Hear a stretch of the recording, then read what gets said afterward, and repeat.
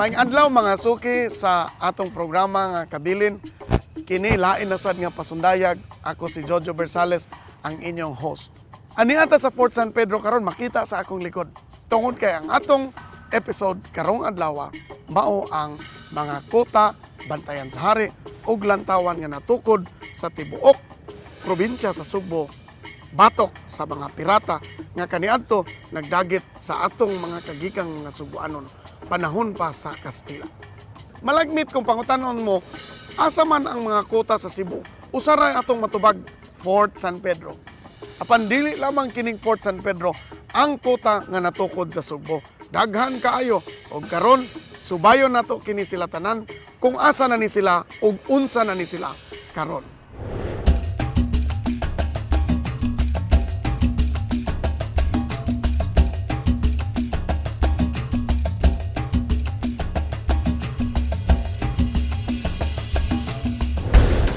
Karon atong subayon ang kabilin sa mga kuta o bantayan sa hari sa Subo. Mudalikyat kita ngadto sa amihanang bahin sa Subo sa daan Katmon diin aduna pay mga kabahin sa mga paril nga ginama sa bato nga nahibilin pa didto sa sulod sa publikong tulunghaan sa maong barangay. Ani ang usab kauban nako karon ang usa ka historian magtutudlo sa University of San Carlos, si Tricer Dale Mansueto nga nakasulat sad og usa ka libro bahin sa mga karaang simbahan sa Sugbo nga gitawag og Balaanong Bandi. Nasuwat niya ang kasaysayan o ang kaagi sa simbahan sa Katmon. Trice, unsay mo ikasulti ani nga bantayan sa hari? Kaning atong bantayan sa hari, murag ato lang estimate ani niya, murag mga early 1800s ni siya, late 1700s to early 1800s kay ang atong kung tan-aw nato siya kuan man siya, medyo rough man siya ang bantayan sa hari diri kay mamposterya man gud siya, dili man gud siya kanang gitawag nato og kanang gihimo bali sa kanang Tinabliya. o tinabliya. Kito mga coral stone nga gipangputol gyud no nga solid. Pareha nang sa Fort San Pedro. Nganong gitawag man ni siya og bantayan or lantawan? Basically, gitawag siya bantayan because ang purpose gud ani niya kay anha man diha ipamutang ang katong mga sundalo sa unang panahon, sa mga panahon pa sa Katsila, para sila magbantay sa mga umaabot nga mga Muslim o mga Moro pirates. So kini mao ding duol sa dagat no. Oh. Kaya kasagaran mga bantayan ana gyud sa mga lugar nga. Anha gyud sila ipamutang gyud sa promontory, kanang naa gyud sila ibutang sa bukid or kanang sa taas nga lugar, habog nga lugar kay aron makakita dayon sa mga umaabot nga mga pirata. Kini nga lantawan anaa na hisulod sa Daan Katmon Elementary School. Medyo na preserbar siya, murag triangular ang form ani gihapon. Apan usa na lang ka side ang medyo intact. Ato pangutanon karon ang principal ug unsay plano nila ni ini nga puwersa or lantawan. Atong ikahinabi karon si Miss Hazel Oyas, ang teacher in charge sa Daan Katmon Elementary School. Ma'am Hazel, unsa may kanang imong hibaw-an nga mga istorya bahin ani nga bantayan? Ang ako nahibawan sa bantayan sa hari, sir, sa unang panahon, anhi kuno dinhi ang magbantay sa hari kay kana mangod nga lugar overlooking sa dagat before wa pa man na siya karsada. So Spanish time. Unsa may kanang plano sa sud sa nasud man is elementary school? Naanay plano ang sa munisipyo ani, taga-munisipyo nga i-preserve ni nila. In fact, gikuan na ni sa Department of Tourism. Daghan na din yung nagkuan, pero wa pa lang yun nila makuan kay. Sa una ang in charge dire, gibutangan na siya semento para dili gyud mahugno ba o mas stabilize. Pero kay gipastop man kay di na kuno makita ang original gyud nga pagkuan sa bato. Nya di sa ipaduol gyud sa mga bata kay kuyawa man sila mo collapse unya. Unya, unsay istorya nga kini dinhi kuno ang karaang simbahan kaniadto? Na kuno dire ang simbahan, unya naasad dire ang uban katong mga namatay, gilubong ra sa siya dire. Every All Souls Day, naay mga dire mga nagkot niya. Bisag asa lang magtirik ang kandila.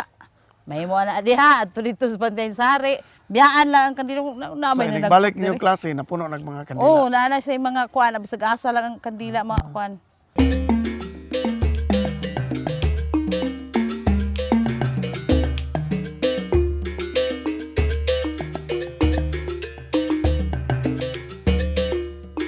Dili lang mga dagkong kuta ang mga natukod sa atong mga kagikan.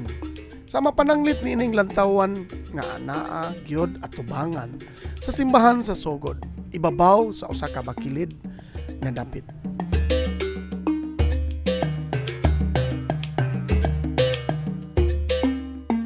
Ang kuta sa daan Katmon ug ang lantawan sa Sogod, duha lamang sa daghan unta kaayo kaniadto nga mga istruktura nga gipangtukod sa atong mga kagikang Subuanon kaniadto. Daghan niini wala makasugakod sa asdang sa kapanahunan. Atong adtuon ang usa niini nga daw nakalimtan na sa panahon, ang kuta sa Santa Fe, Bantayan Island. So mo na ni, di anata sa kuta sa Santa Fe mo na ni siya.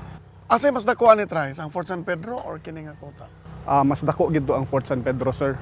During the same time ra siguro siya gitukod pero kani siya lahi man nga pagkatukod. Lahi ang construction. Oh, mamposterya man gihapon ang Solid gigamit. coral rubble. Oh, coral rubble. Mixture of lime and coral rubble. Di parehas Fort San Pedro nga naay giputang nga mga Bato gyud. cut gyud nga coral Oh, stones. nga mo gitawag na tog tinabliya. Nganong nainani ka ni? Aw kani tungod gid di sa mga tao gyud nga wala lagi sila kuan lang ani, wala lang sila Atiman, no? pag-atiman ani. Nya mo na nga ilan lang ning gibuak para naa sila access kadto sa dagat. Basig na privately owned na ni karon. Kani siya sa simbahan man gid ni siya. Unya, so dako man gyud kay ni nga fort. Oo, dako gid kay siya grason nganong giingon ani siya kay tungod sa unang panahon man gud ang Bantayan permi man gud siya i-raid sa mga Moro. In 1624 gi-raid ang Bantayan unya mga 800 kuno ka buok Bantayanon ang nadagit sa mga Moro. Unya mo na tong panahon na nga nagsugod na sila pagtukod sa mga kota. Kani siya napagid ni siya extension sa una nga kanang kahoy. Unya tungod sa kadugay na ang kahoy gianay na siguro niya nangatangtang na sila so mo na lang ni nahabilin karon. Yan ay mga buslot-buslot kay para na platform diha. Oh, para platform na siya sa katong sila. second level niya. So sa ilawom ani nasa ni hagdanan. Naagid Pasaka kay sa para taas. pasaka sa taas. Adunay mga timailan nga dili pa lang dugay, limpyo pa ang kining kuta sa Santa Fe. Manginaot kita nga ang kaparian sa maong lungsod maninguha na usab sa pag-atiman ini importanteng kabahin sa ilang kagahapon.